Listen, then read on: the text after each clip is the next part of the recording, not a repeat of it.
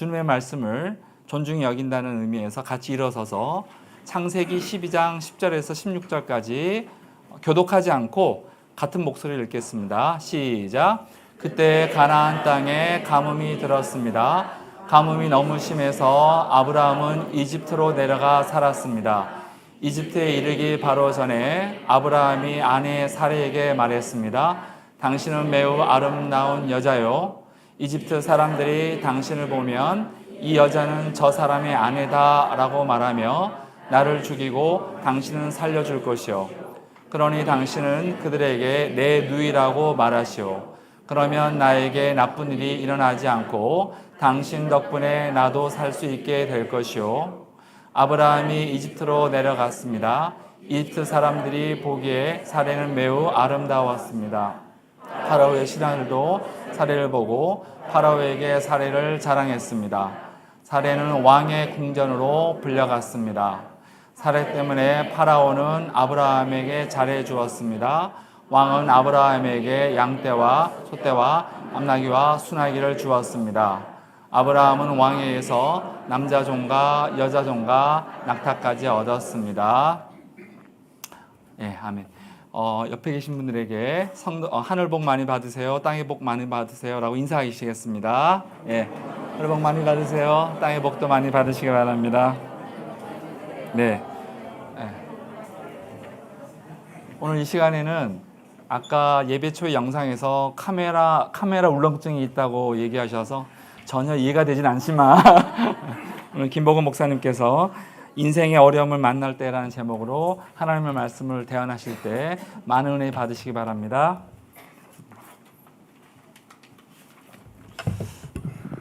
네, 카메라 울렁증이 있는 김복은 목사입니다. 그 영상에 조금 이렇게 딜레이가 있었는데 사정이 있겠지, 그럴 수도 있지, 이렇게 넉넉한 마음으로 또 봐주셔서 감사드리고, 저도 인터뷰가 중간에 잘렸는데 사정이 있겠지, 이유가 있겠지, 이렇게 생각해 주시면 감사하겠습니다. 너무 떨려가지고. 네. 오늘 인생의 어려움을 만날 때라는 제목으로 우리 같이 하나님 말씀 이렇게 듣도록 하겠습니다. 사실 제가 인생에서 그렇게 어려움을 만난 줄 알았다고 생각했는데, 이렇게 교제하고 나누면서 살고 지금도 이렇게 지내다 보니까 내가 겪은 어려움과 이 고난은 우리 성도님들 가운데 있는 그 어려움과 고통에 비하면 또 이렇게 비하기가 참 어렵겠다, 이런 마음도 듭니다. 근데 원래 제목은요, 약속의 땅에도 기근은 있다라는 이런 제목으로 이렇게 정해 봤습니다. 아브라함은 하나님을 의지해서 이 고향을 떠나 가나안 땅에 왔습니다.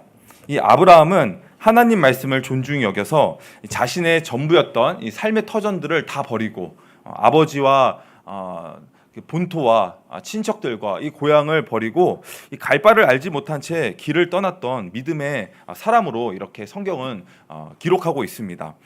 적대적이고 낯선 곳에서 사람들의 이 거짓신을 섬기고 있던 곳, 이 가나안 땅에서 용감하게 하나님을 예배하면서 살았던 인물이 바로 아브라함입니다. 이 가나안 지역에서도 세겜으로, 그 다음에 계속해서 남쪽으로 이렇게 장소를 옮길 때마다 그때마다 제단을 쌓고 주님의 이름을 부르며 예배를 드렸던 사람이었습니다.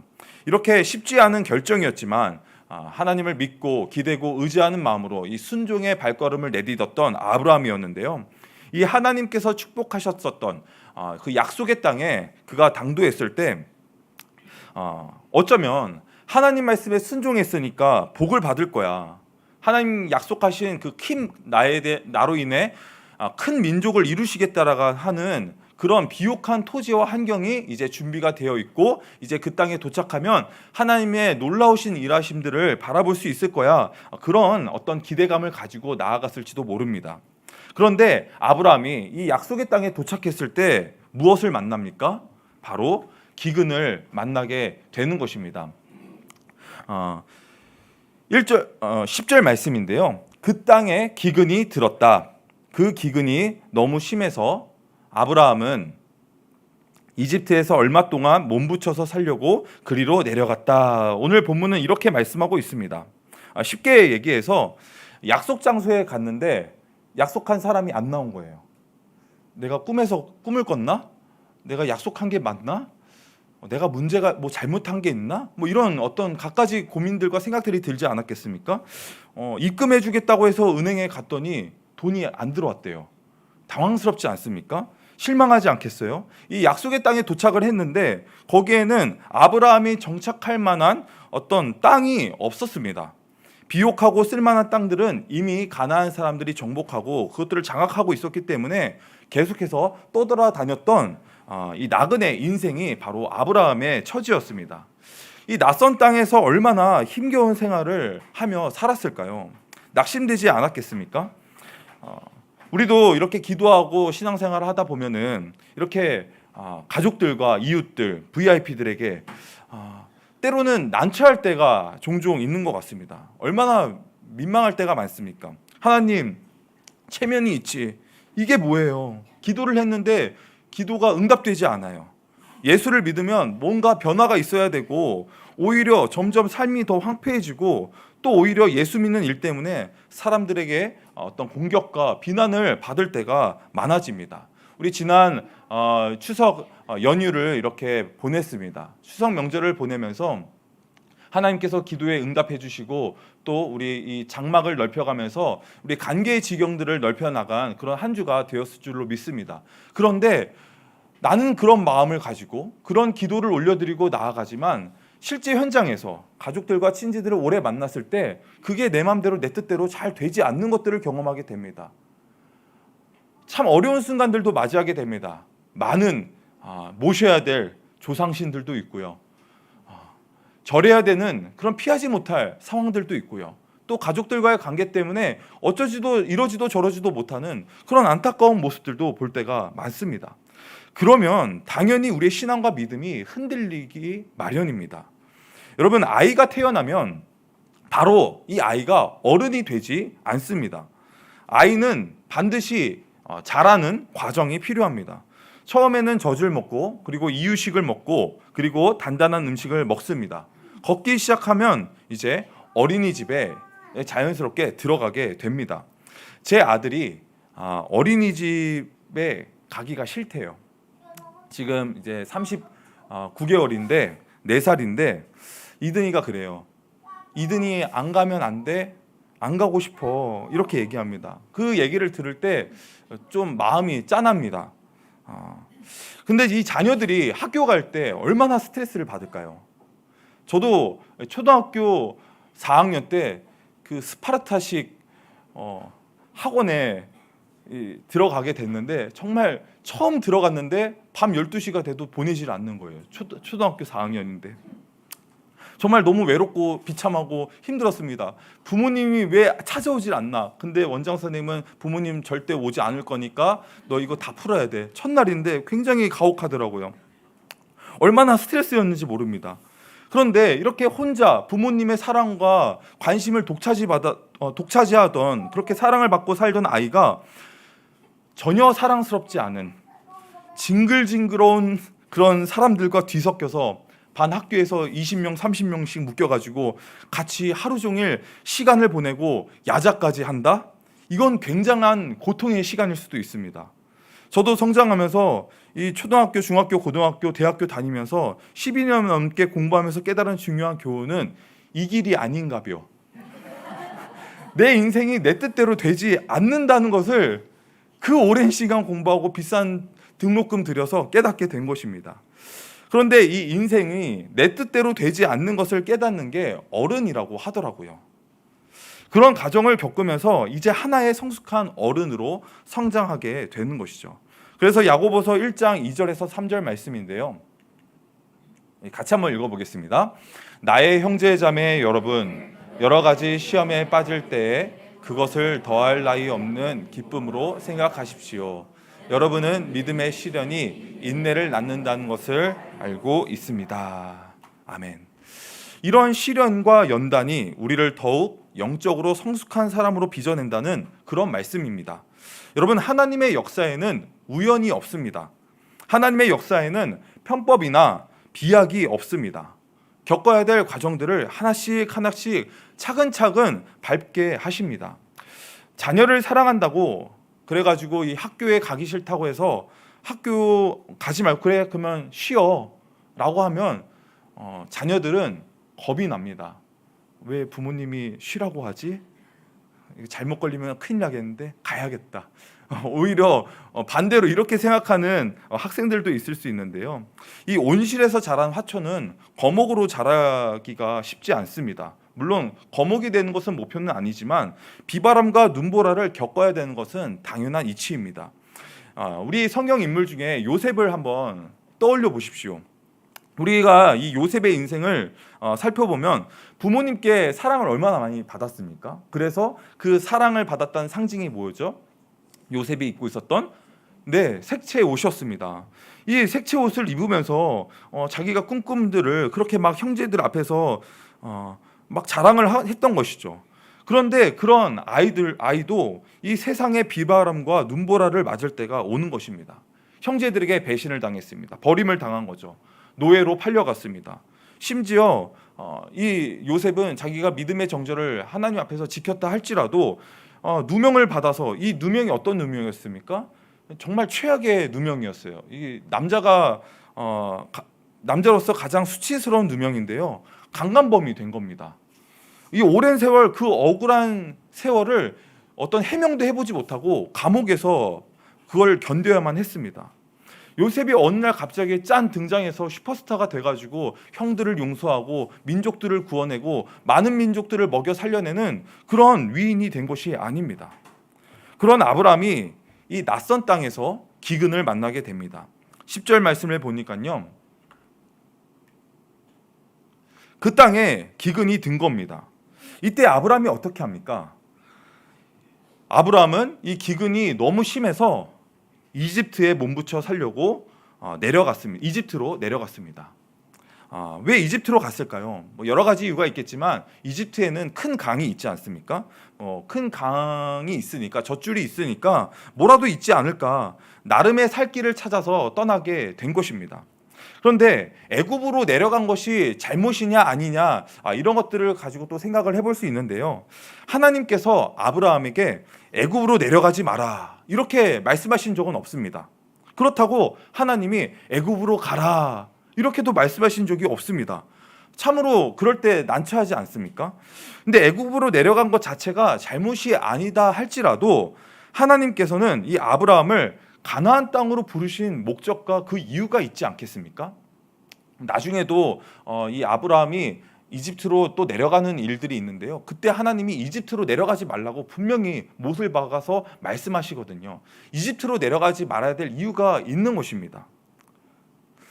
왜 하나님께서 이 약속하신 땅, 가나안 땅에 하나님께서 가라고 말씀하셨는데 기근이 찾아왔을까? 왜 기근을 허락하셨을까? 그 답을 하나님께 구하고 찾아야 되지 않겠습니까?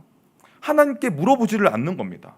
결국 아브라함은 살기 위해서 그 자리를 떠나 이집트로 내려갈 것을 결정합니다. 사랑하는 다운 가족 여러분, 약속의 땅에도 기근은 있습니다. 우리가 예수님을 믿고 복 받는다는 것이 그냥 아무 내 인생의 장애물이나 걸림돌이 없는 그런 복이 아니라 하나님께서는 우리를 성장시키고 하나님의 형상으로 예수님을 닮아가도록 빚어가시는 그 하나님의 신묘막측한 방법과 계획이 있다는 것입니다. 이 기근은 저와 여러분의 신앙과 인내를 시험하기에 하나님이 주신 이 위장된 축복이라고 생각하는 것이 위장된 축복일 가능성이 가장 큽니다. 그 기근은 우리를 성장시켜주고 또 하나님을 더욱 기대고 의지하도록 우리의 믿음과 신앙이 자라가도록 하는 것입니다. 우리가 하나님께 기도합니다. 하나님, 믿음 좀 주세요. 믿음을 주세요. 제 믿음이 너무 약해요. 예배당 들어갈 때 믿음과 예배당 나올 때 믿음이 달라요. 하나님, 믿음을 더해 주세요. 그러면 하나님의 믿음을 옡! 하고 주실까요? 아니면 하나님을 더욱더 기대고 의지하도록 어떤 계기들을 마련해 주실까요? 아브라함은 땅이 아니라 그 땅을 주신 하나님을 기대고 의지해야 됐습니다. 그런데 이 세상에서 살다 보니 우리의 시선을 땅에 빼앗기고 기근에 빼앗기고 모은 재산들과 사람들에게 빼앗긴 채 하나님과 하나님이 하신 일들을 보지 못하고 하나님을 경험하지 못하고 그렇게 신앙생활하며 방황하는 인생들이 많다는 것입니다. 직장 생활을 할 때에도 이 직장이 과연 내게 맞는 직장일까? 하나님이 나에게 뜻하신 그 직장인가, 이런 고민이 한두 번 들 때가 아닙니다. 저도 직장 생활을 잠깐 해봤지만 그런 생각들이 많이 들었습니다. 그래서 개인 사업을 하면은 좀 낫겠지 해보니까 그래서 이 목회자의 길로 온 것은 아닙니다. 그런 생각이 들 때도 있습니다. 목장에서 어려움과 갈등이 있습니다. 목장 좀, 그래서 저희 교회 얘기는 아닙니다. 목사님 목장 좀 옮겨주세요. 그 목원 나오면 저는 더 이상 목장 참석이 어려울 것 같습니다. 이렇게 종종 말씀하시는 분들을 간혹 만났습니다. 그런데요, 사랑하는 성도 여러분, 다른 목장에 가도 마찬가지입니다. 교회에 옮겨도 해결되는 것이 아니죠. 하나님, 이 사람과 살기 힘들어요. 배우자를 얘기합니다. 이 사람과 살기 힘들어요. 그럼 하나님이 바꿔주실까요? 그러지 않다는 것이죠. 어딜 가나 꼭 나를 힘들게 하고 내 마음에 이렇게 안 들고 내 눈에 거슬리는 그런 사람들이 어딜 가나 한두 명씩 꼭 존재하는 것 같습니다.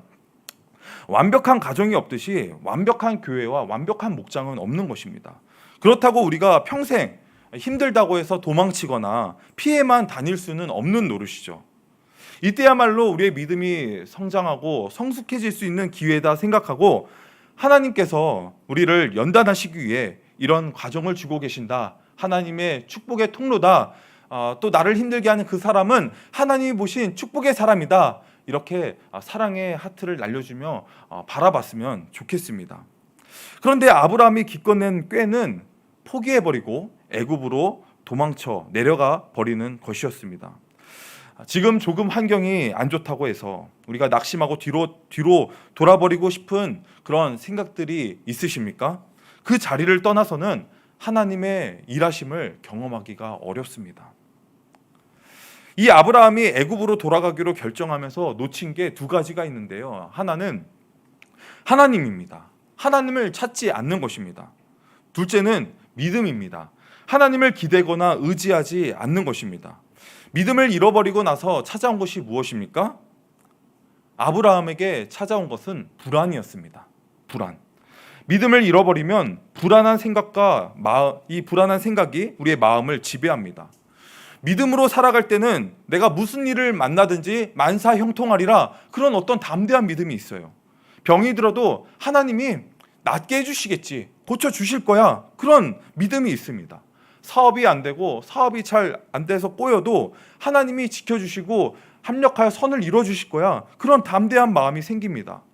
예수 믿는 사람들 가운데 전세 월세 살아도 든든합니다. 집 한 채 없어도 인생에 어려움이 없고 하나님을 기대고 의지하는 마음들이 더 커져서 그렇게 당당하게 살 수 있는 것입니다. 두려움이 없어요. 그런데 세상 사람들을 만나보면 빌딩을 몇 채씩 가지고 있어도 불안에 떨고 망할 것 같다고 걱정을 합니다.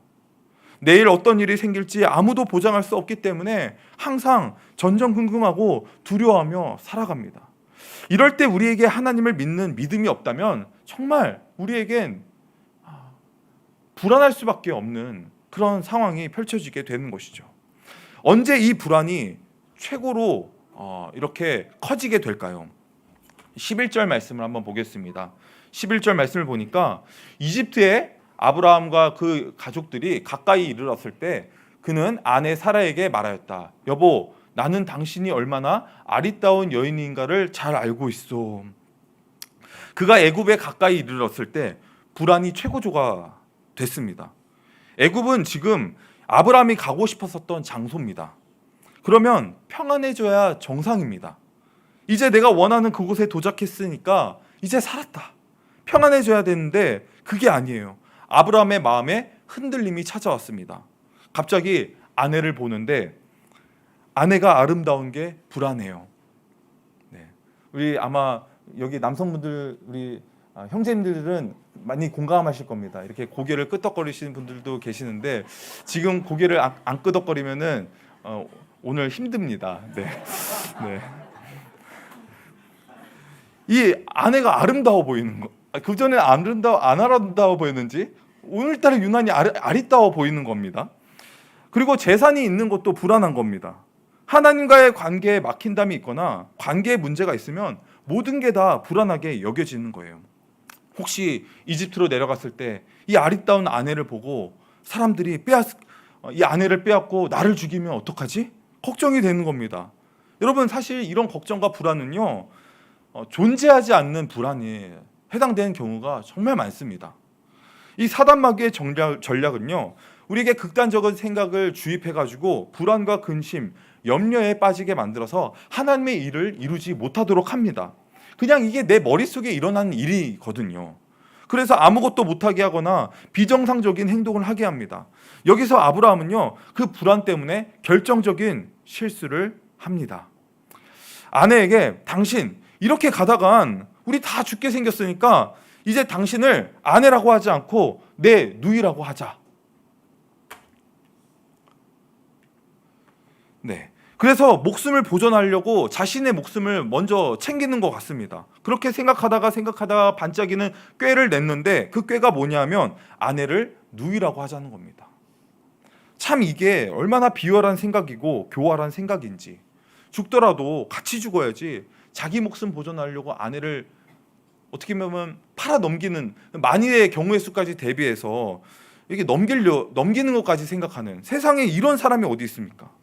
이 성경에 자기를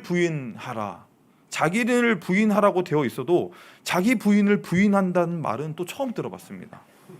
여러분, 어디서나 아내를 부인하지 마시기를 축복합니다. 저 여자가 내 아내다, 저 사람이 내 부인이다, 당당하게 말을 하시기를 바랍니다. 아멘이십니까? 우리 자매님들이 아멘 하시는데 우리 남편이 그랬으면 좋겠다라는 마음이 있는 건지, 또 우리 형제님들은 아멘 소리가 작으신데 어제 한바탕 하신 거 아니시죠? 네, 우리 예수 믿는 사람들이 반드시 기억해야 될 것이 있습니다. 믿음의 길에도 기근은 있다는 것입니다. 축복의 땅에도, 약속의 땅에도 기근은 있습니다. 그 기근은 하나님의 섭리와 계획 속에 있는 기근입니다. 우리를 영적으로 더 온전하게 하시기 위한 하나님의 사랑의 방법이라고도 할 수 있습니다. 우리가 종류만 다를 뿐이지 세상의 기근을 만나지 않는 사람은 단 한 사람도 없습니다. 저는 인생의 불시착이 찾아왔다라는 표현을 종종 쓰는데요. 사실 이 자리에 계신 저와 여러분들이 인생의 불시착 한번 경험해보지 않고 자녀들을 제외하고는요, 그런 분들이 없을 거라고 생각합니다. 인생에 승승장구하다가 이 추락을 경험하고 맞이하고 하나님을 찾고 하나님을 의지하다가 그렇게 하나님의 인도하심 가운데 하나님을 발견한 저와 여러분들이지 않습니까? 이 단지 그 기근을 어떻게 대처하느냐에 따라서 믿음이 강해지기도 하고 아브라함처럼 세상으로 돌아가 버리는 그런 분들도 계십니다. 자, 그 결과 어떻게 됩니까? 15절에 보니까 바로의 대신들이 그 여인을 보고 나서 바로 앞에서 이 파라오 왕 앞에서 그 여인을 칭찬한 것입니다. 드디어 그 여인이 이 바로의 궁전으로, 그러니까 후궁으로 이렇게 불려 들어간 것입니다. 여러분, 이 사람의 잔꾀라는 게요, 참 이렇습니다. 자기 꾀에 지금 아브라함이 걸려 넘어가게 된 상황입니다. 지금 원래 기근에 대한 문제, 가난과 굶주림에 대한 문제 때문에 이 문제를 해결하려고 내려간 거였는데 지금 마누라까지 뺏기게 된 상황입니다. 가족이 해체되게 생겼어요. 지금 여기 뭐 자세하게 다 다루진 않았지만 두 사람 사이에 얼마나 갈등이 심했겠습니까? 돈 좀 벌어보겠다고, 한번 건강하게 오래 살아보겠다고 믿음의 자리를 이탈해서 세상의 길을 걸어가는 것은 자기 스스로 무덤을 파는 것과 크게 다를 바가 없다는 거예요. 아브라함이 아주 지금 곤란한 입장이 됐습니다. 결국 아내를 바로에게 빼앗기게 되었습니다. 16절이 보니까요, 조금 더 복잡한 상황이 생겨요. 바로가 그 여인을 보고 아브라함을 잘 대접해 준 겁니다. 이제 빼도 박도 못한 거죠. 아브라함에게 양떼와 소떼, 암나귀, 순나귀, 남녀, 종, 낙타까지 준 겁니다. 이게요, 그냥 감사해서 준 게 아닙니다.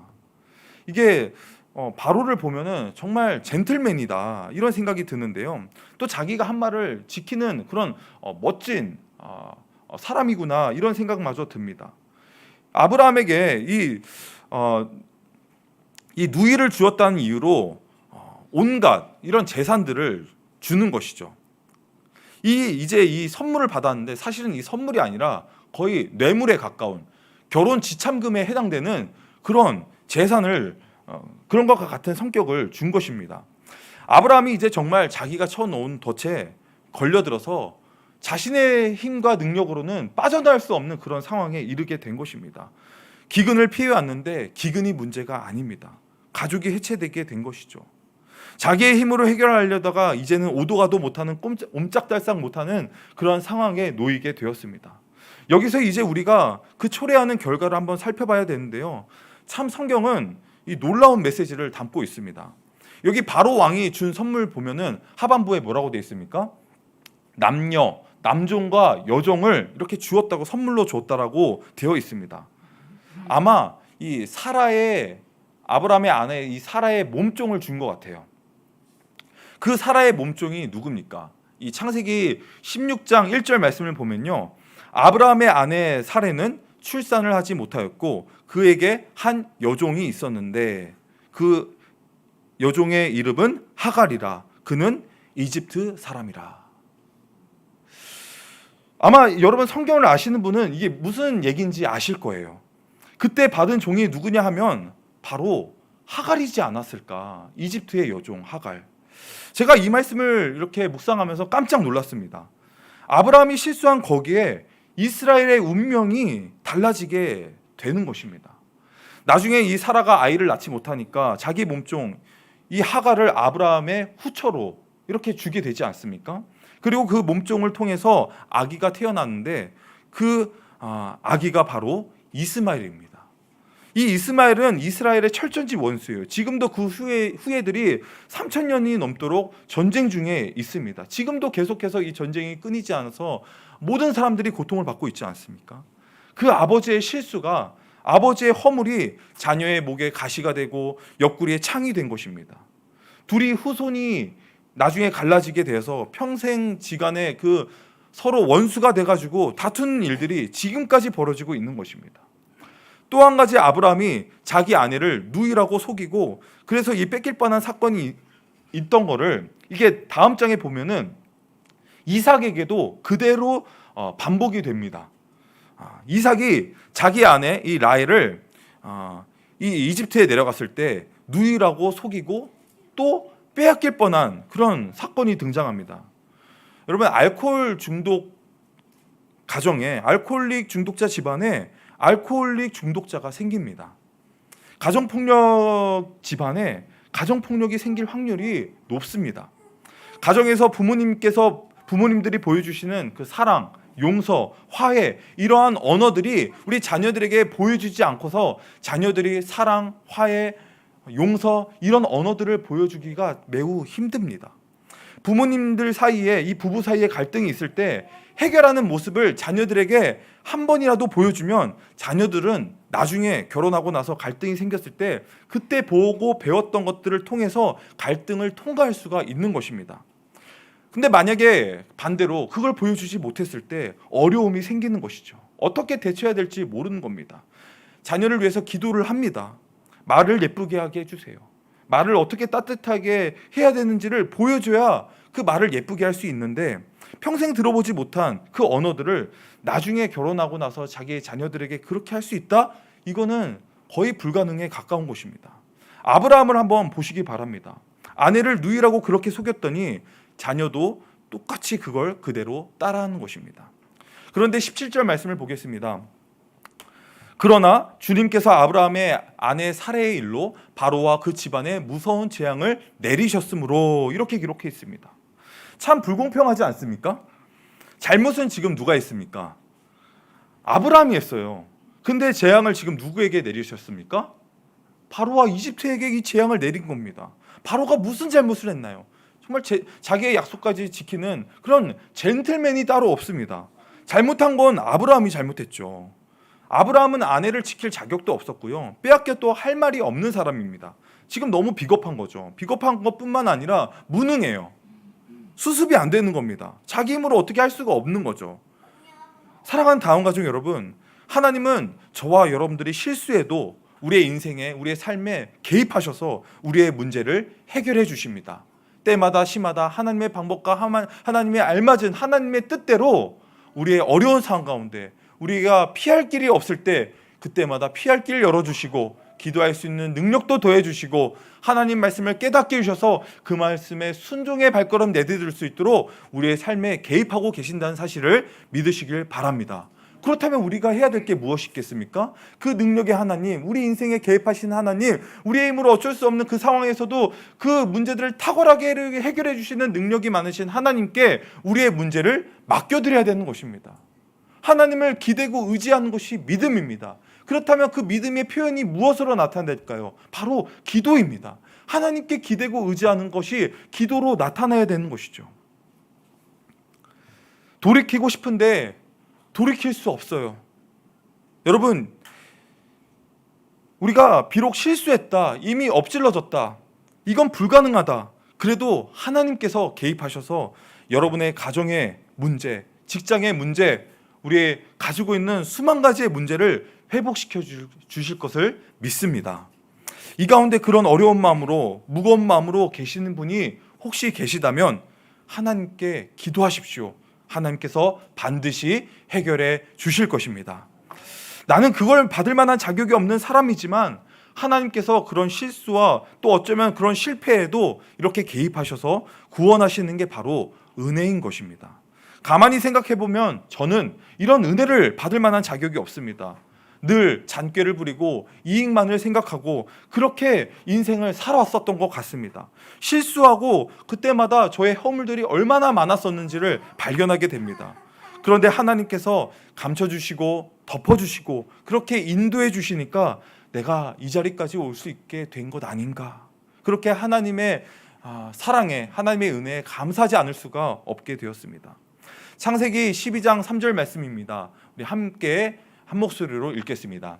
너를 축복하는 사람에게는 내가 복을 베풀고 너를 저주하는 사람에게는 내가 저주를 내릴 것이다. 땅에 사는 모든 민족이 너로 말미암아 복을 받을 것입니다. 아멘. 바로의 집에 큰 재앙이 내렸습니다. 그리고 아내를 풀어 주었습니다. 생각해 보면 바로로서는 너무 억울한 일입니다. 바로가 무슨 잘못을 했습니까? 여러분, 믿는 사람이 잘못 살면요, 주변 사람들이 피해를 받습니다. 우리가 믿는 사람으로서 이 믿는 사람답게 살지 못하면 우리 때문에 주변에 피해를 입는 사람들이 많아지는 것입니다. 예수는 믿지만 세상 사람들처럼 살아가니까 교회 때문에 세상이 고난을 당하고 교회 때문에 세상이 환난을 당하게 되었다는 것입니다. 다시 말하면 우리가 우리의 언어가 우리의 섬김이 우리의 행동이 축복이 될 수도 있고 때로는 저주가 될 수도 있는 것입니다. 말씀을 마치도록 하겠습니다. 여러분, 아무리 힘들어도 도망가지 마시길 바랍니다. 죄된 땅은 떠나야 되는 것이 맞지만 믿음의 길에 우리가 서 있으면 이제 흔들리면 안 되는 것입니다. 뒤로 돌아가면 안 되는 것입니다.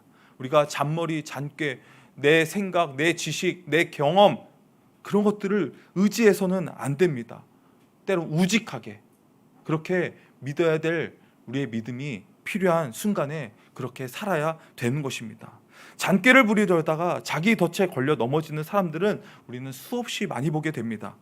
주변에도 보면 꾀부려서 잘 사는 것 같아 보이지만 열심히 제자리 걸음하고 있는 것입니다. 한 번도 믿음의 그 기근을 우리가 뛰어넘지 못하면, 순종해서 한 걸음 내딛지 못하면 계속해서, 그래서 나중에 아브라함은 또다시 기근을 맞이할 때 그때 순종의 발걸음을 내딛어야 되는데 또다시 이집트로 도망치는 그런 모습을 반복하게 되는 것을 보게 됩니다.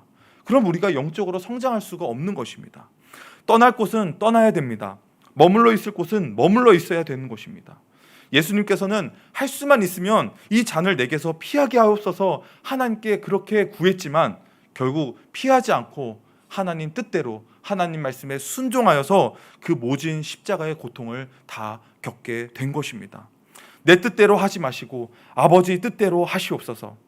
그리고 십자가에서 피와 물을 다 쏟으셨습니다. 그리고 다 이루셨습니다. 그리고 죽으셨습니다. 내게 주어진 십자가, 내게 주어진 그 사명을 피하지 마시고 믿음의 발걸음을 내디딜 수 있는 저와 여러분 될 수 있기를 주님의 이름으로 축복합니다. 이 시간 함께 다 같이 자리에 일어나셔서 원하고 바라고 기도합니다. 오늘 말씀을 기억하면서 하나님께 간절히 기대고 의지하는 저희들 되기를 바랍니다. 우리 이 시간 같이 함께 합심으로 기도하길 원합니다. 오늘 말씀을 기억하시면서 우리가 나의 인생의 이익과 나의 안위와 나의 목적을 위해서 살아가서 하나님 이렇게 잔꾀를 부리다가 우리 인생에 우리 스스로 덫에 걸리는 일들이 얼마나 많습니까? 또 때론 내 꾀가 아니더라도 인생 앞에 이렇게 기근이 찾아오고 내가 하나님과 가까이 하고 신앙생활하고 있음에도 인생에 어려움이 찾아오는데 그것 때문에 낙심하고 하나님이 안 계신다, 하나님께 구하지도 않고 기대지도 않는 그런 길로 우리가 나아가지 않도록 우리의 마음을 붙잡아 주시고 우리에게 믿음을 더하여 주시고 그런 모습들이 우리가 펼쳐질 때 믿음의 발걸음 내디딜 수 있는 그런 믿음과 결단을 우리에게 허락하여 달라고 이 시간 우리 주여 한번 부르시고 간절히 기도하며 나아가겠습니다. 주여, 하나님 말씀에 순종하며 나아갈 수 있도록 주님 도와주시옵소서. 사랑이 많으신 아버지 하나님 감사합니다. 저희들은 연약합니다. 늘 넘어집니다. 때로는 우리의 이익과 생각 또 유익만 생각하며 살아가는 그런 이기적인 연약한 저희들입니다. 그러나 하나님 우리의 삶에 개입하여 주시고 여기까지 인도하신 에베네셀의 하나님을 이 시간 찬양합니다.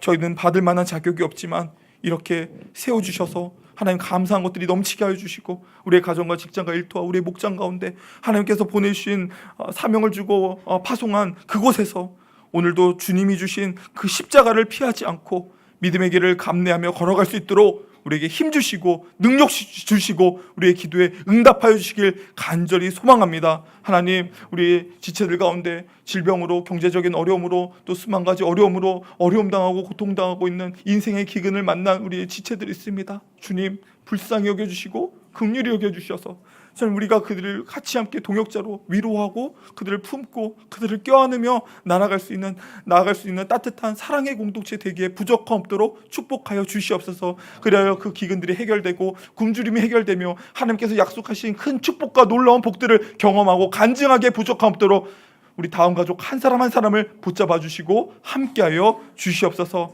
감사드리며 살아계신 예수님의 이름으로 기도드립니다.